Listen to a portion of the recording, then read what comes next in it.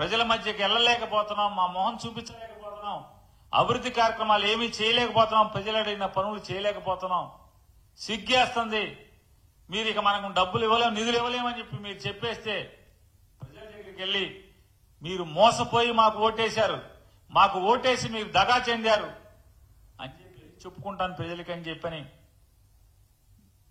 వాళ్ళ బాధ అంటే వీళ్ళకి చెప్పుకుంటున్నారంటే, బహిరంగంగా చెప్పుకుంటున్నారంటే ఈ ప్రభుత్వం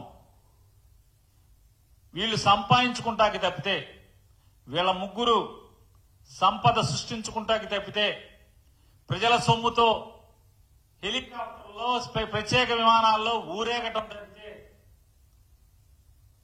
లేదా హెలికాప్టర్లోనో విమానాల్లోనో సుమారుగా నెలకి 6-7 కోట్లు ఖర్చు పెట్టి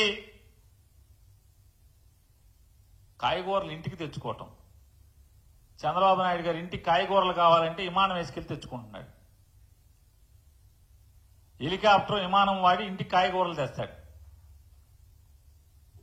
ఇంట్లో ఏ కూరలు కావాలో ఏ కూరలో ఆయన గుర్తుంటాయి.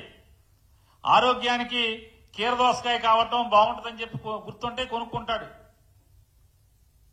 ఎక్కడన్నా మా ఆవిడికి చీర కావాలని చెప్పి కొనుక్కెళ్తాడు, ఆవిడికి ఇస్తాడు తీసుకొచ్చి. కానీ ఈ ఆంధ్రప్రదేశ్ రాష్ట్ర ప్రజలకి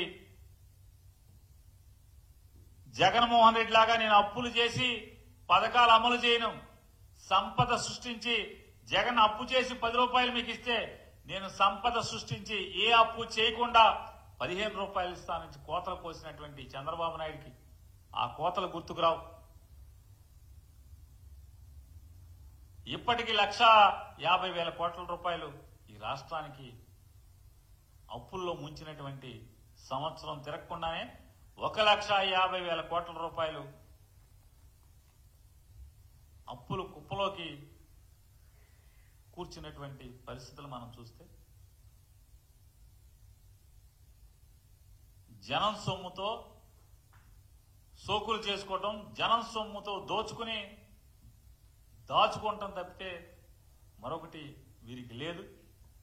నేనొస్తే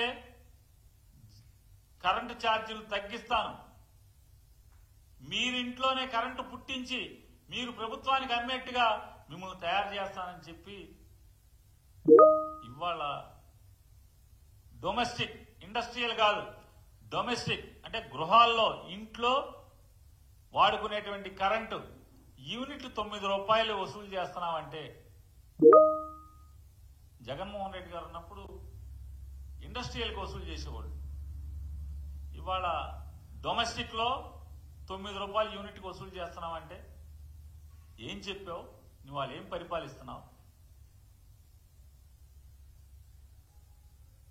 దండుకోవటం, సోకులకు చేసుకుని తిరగటం తప్పితే ఈ సంవత్సర కాలంలో ఈ తెలుగుదేశం పార్టీ వీళ్ళ ముగ్గురు కలిసి సాధించింది ఏమీ లేదనేది మీ ద్వారా తెలియజేస్తాను.